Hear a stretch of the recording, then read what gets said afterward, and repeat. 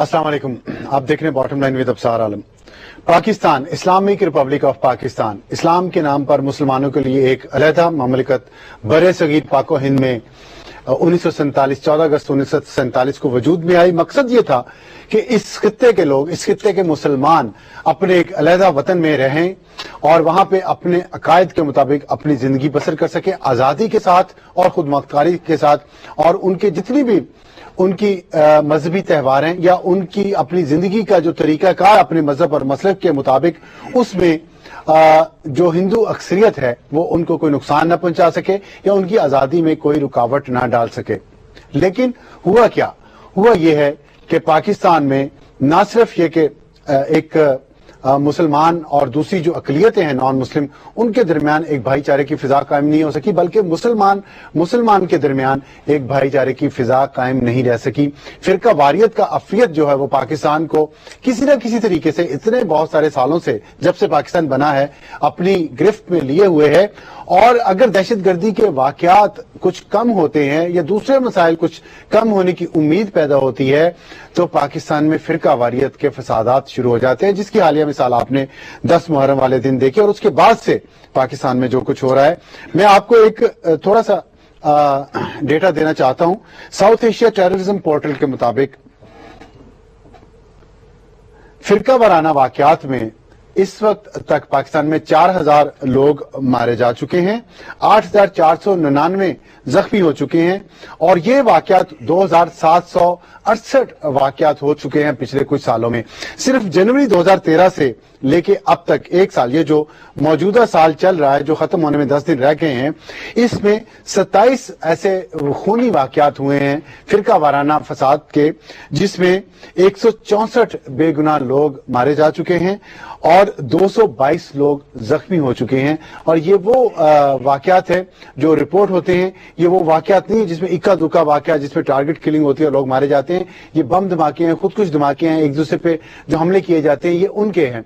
क्या एक मुसलमान को मुसलमान के साथ यही सलूक करना चाहिए? क्या हमने पाकिस्तान इसलिए बनाया था कि यहाँ पे इस्लाम के, मुसलमानों के अपने फिरके आपस में अमन सुकून और शांति के साथ ना रह सके? इस पर आज हम बात करेंगे और खास तौर पे इस तनाजुर में भी कि हजरत इमाम हुसैन रज़ी अल्लाह तआला अन्हु के चेहलम शहादत का चेहलम 24 दिसंबर को है और 2 दिन पहले मोटरवे से एक गाड़ी पकड़ी गई है जिसमें बहुत सारा धमाका खेज मवाद था नौशहरा के करीब, जो पंजाब जा रहा था और जिस पे शक है कि वो चेहलम के मौके पर उस पर तकरीबकारी की वारदात होनी थी। और अभी आपने खबर देखी आज पे कि हरबंसपुरा लाहौर में एक वहां से भी बहुत सारा ऐसा धमाका खेज मवाद बरामद हुआ है, छापा मारा है, दहशतगर्द पकड़े गए हैं जो सामान चेहलम के मौके पर शायद इस्तेमाल होना था। तो ये जो वाकयात इस तरह, अलामा साहब आपने सुना उंगलियां रियासत पर और हुकूमत पर उठेंगी।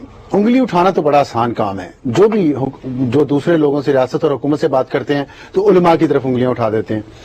तो उंगलियां उठाते रहेंगे या अपनी अपनी जिम्मेदारी भी कबूल करेंगे, जिसमें उलमाए कराम भी हैं और आप उनमें से एक हैं? आपकी जिम्मेदारी नहीं है? बिस्मिल्लाहिर्रहमानिर्रहीम। सेनेटर हम्दुल्लाह साहब ने बड़ी खूबसूरत बातें की हैं, मैं इनकी बातों को अप्रिशिएट करता हूँ। इसमें कोई शक नहीं कि पाकिस्तान में गली कूचों में शिया सुन्नी लड़ाई कोई नहीं है। जो कुछ हो रहा है उसको शिया सुन्नी नाम देने की कोशिश हो रही है। ठीक, ये शिया सुन्नी लड़ाई नहीं है, पहली बात ये जहन नशीन कर लेनी चाहिए। अगला सवाल पैदा होता है फिर है क्या? मैं समझता हूँ कि ये दहशतगर्दी है। दहशतगर्दी का इलाज 2 तरह से हो सकता है। एक ये कि स्टेट अपनी रिट कायम करे और दहशतगर्द को निशाने इबरत बनाए, चाहे किसी भी कीमत पर, वरना स्टेट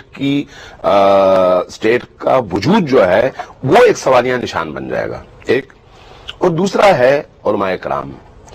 आपने अब तक देखा होगा देवबंद के उलमा हों या अहले हदीस उलमा हों, शिया हों या सुन्नी हों, बरेलवी हों, सब ने खुदकुश हमलों के हवाले से, बम ब्लास्ट के हवाले से, इस मुल्क के अंदर टारगेट किलिंग के हवाले से फतवे दिए हुए हैं कि ये हराम है, जायज नहीं है, اسلام اور پاکستان کے خلاف ہے، اس لیے اس کو روکنا چاہیے۔ اب سوال پیدا یہ ہوتا ہے کہ وہ کون سے عناصر ہیں جو اسلام کا نام لے کر مسجد کے لبادے میں، اسلام کے لبادے میں، کسی بھی لباس میں ان چیزوں کو نشانہ بناتے ہیں اور پاکستان کے اندر فرقواریت پھیلانے کی کوشش کرتے ہیں۔ لہذا ہمیں اس چیز کی طرف متوجہ ہونا چاہیے۔ دوسری بات، جہاں تک علماء کی ذمہ داری کی آپ بات کرتے ہیں، اس میں کوئی شک نہیں، چونکہ آپ نے پروگرام میرا خیال ہے پنڈی کے اس واقعے اور اس وقت جو صورتحال ہے اس کو سامنے رکھتے ہوئے اس پروگرام کا آپ نے اہتمام کیا ہے۔ تو میں یہ سمجھتا ہوں کہ اس حوالے سے علماء کرام کی ذمہ داری سب سے زیادہ بنتی ہے۔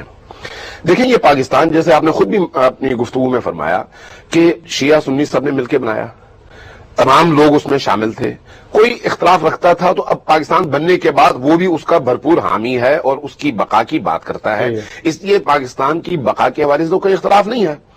اب سوال یہ ہے کہ اگر پاکستان بنا تو تمام مسالک، تمام مکاتب، چاہے اس کا تعلق ہندوازم سے ہو، عیسائیت سے ہو یا کسی اور مکتب فکر سے، ان کو ان کے عقائد اور ان کے نظریات کے مطابق کام کرنے کی اور اپنی عبادات بجا لانے کی مکمل آزادی ہونی چاہیے، اور یہ آئین ان کو یہ شیلٹر فراہم کرتا ہے۔ اب ہماری ذمہ داری یہ ہے کہ اگر مجھے فرض کریں کسی چیز سے اختلاف ہے تو اس اختلاف کو میں اپنے آپ تک رکھوں، جو شخص یا جو مکتب اس کام کو اپنی ذمہ داری سمجھتا ہے، اپنے لیے عبادت سمجھتا ہے، اس کو اس کے اوپر ڈال دوں، فیصلہ ہوگا عالم آخرت میں، اس دنیا میں نہیں ہوگا۔ یہ اس طرح کے اختلافات 1400 سالوں سے ہیں، اور یہ میرا خیال یہ نہیں ہے کہ وہ ختم ہو جائے گا اتنی جلدی، رہے گا۔ جب یہ رہنا ہے، ختم نہیں ہو سکتے اختلافات۔ دیکھیں، جو اختلافات آپ کے پاس صدیوں سے ہیں، ختم نہیں ہو سکے، اس کو آپ کیسے ختم کر سکتے ہیں؟ لیکن کبھی نہ کبھی انسان ذہنی طور پہ ترقی تو کرتا ہے نا۔ یقیناً وہ دن اگر آئے تو ہم تو اس کو ویلکم کہیں گے، ہماری آرزو ہے کہ ایسا ہو۔ ہماری خواہش یہ ہونی چاہیے کہ علماء کی سطح پہ شدت پسندی کو ہم روکیں، دہشت گردی کو ہم روکیں۔ میں ابھی ایک بات کرنا چاہوں گا جو بڑا اہم ہے۔ میرے علم میں ابھی کل یہ بات آئی کہ مولانا فضل الرحمان صاحب انڈیا تشریف لے گئے ہیں، وہاں پر انہوں نے ایک بہت بڑے اجتماع میں خطاب فرمایا، اور اس میں یہ کہا کہ آپ ایک ایسے ملک میں رہتے ہیں جہاں پر ہندو اکثریت ہے، اور ہندو اکثریت کے حوالے سے ہندوؤں کو گائے کی ذبح پر اعتراض ہوتا ہے، تو آپ خیر سگالی کے طور پر یہ کام چھوڑ دیں، نہ کریں۔ اچھا، یہ میں نے کل بات سنی، مجھے بڑی خوشی ہوئی۔ میں نے کہا اگر اتنا ٹولرنس ہم پاکستان میں بھی پیدا کر لیں، کہیں کہ بھئی اگر بریلوی جلوس نکالتا ہے تو اس کو اجازت دے دیں، وہ نکال لیں، اگر شیعہ عزاداری کرتا ہے تو اس پر آپ کو کوئی اعتراض نہیں ہونا چاہیے، وہ اپنے مسلک اور اپنے عقیدے کے مطابق نکالتا ہے۔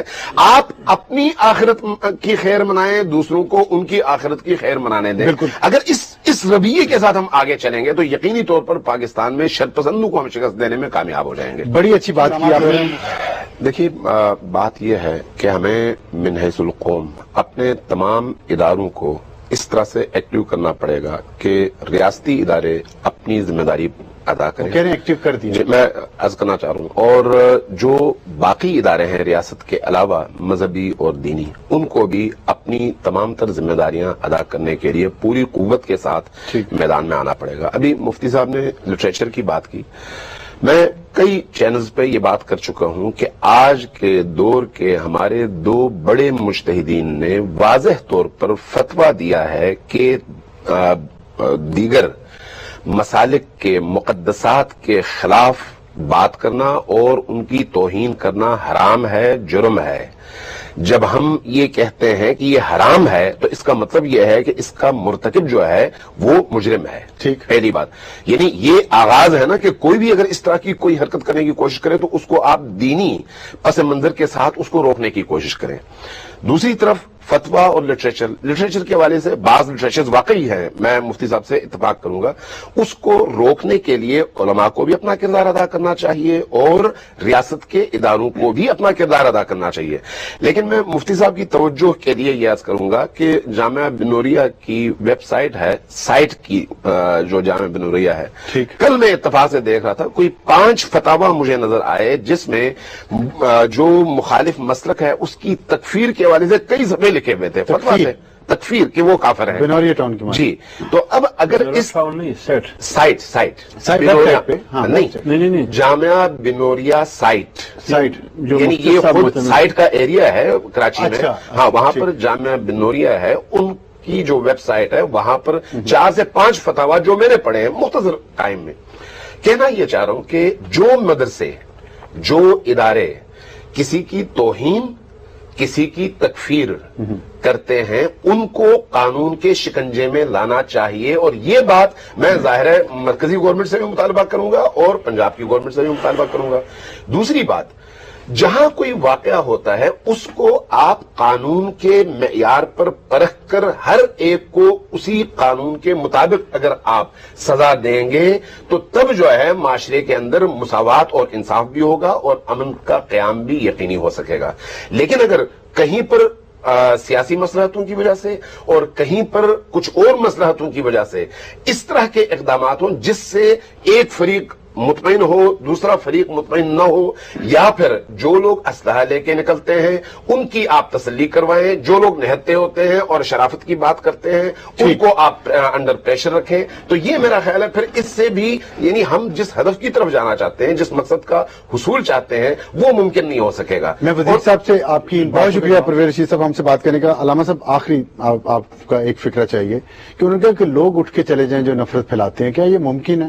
علماء کرام کیا لوگوں کو اتنا ٹرین کر سکتے ہیں؟ میں سمجھتا ہوں بالکل ممکن ہے. ہمیں نفاق کے لبادے کو اتار کر حقیقی مسلمان بننے کی ضرورت ہے. میں میڈیا پہ آ کے اگر کوئی بات کرتا ہوں تو مجھ میں اخلاقی جرت ہونی چاہیے کہ جب میں اپنے محفل میں جاؤں تو وہاں پر بھی وہی بات دھڑلے سے اور اعتماد کے ساتھ کر سکوں. اس کی ایک مثال دیتا ہوں میں کہ آج قدیمی مسجد اور امام بارگاہ راولپنڈی میں ہمارا اجتماع تھا. ہزاروں لوگ تھے, بلا شبہ ہزاروں لوگ جو آپ کے چہلم کی تیاری کے حوالے سے وہ وہاں پر جمع تھے. وہاں پر جو گرم ماحول تھا اس ماحول میں سب سے بڑا ان کا نعرہ یہ تھا شیعہ سنی بھائی بھائی. مجھے یہ بتائیں اگر ہم یہ ماحول پیدا کرنے میں کامیاب ہو جائیں تو پھر نہ میلاد کے جلوس کو روکنے کی کوئی بات کر سکتا ہے, نہ عزاداری کے جلوس کو روکنے کی بات کر سکتا ہے. ہمیں اس طرف جانا چاہیے, روکنے والی بات نہیں کرنی چاہیے. جو مشترکات ہیں اور جو بھائی چارے کی فضا ہے اس کو بڑھانے کی بات کرنی چاہیے, اور جو اس فضا کو ختم کر کے اشتعال دلاتا ہے اس کو طاقت کی بنیاد پر ریاست کو روکنا چاہیے. بہت شکریہ علامہ امین شہیدی صاحب, سینیٹر حافظ حمداللہ صاحب, مفتی محمد نعیم صاحب اور پرویز رشید صاحب. نفاق کو ختم کرنا چاہیے اور سنی شیعہ بھائی بھائی کا جو سینٹیمنٹ ہے اس کو فروغ دینا چاہیے. یہی ہماری بقا ہے. اجازت چاہتے ہیں. خدا حافظ اور شب بخیر.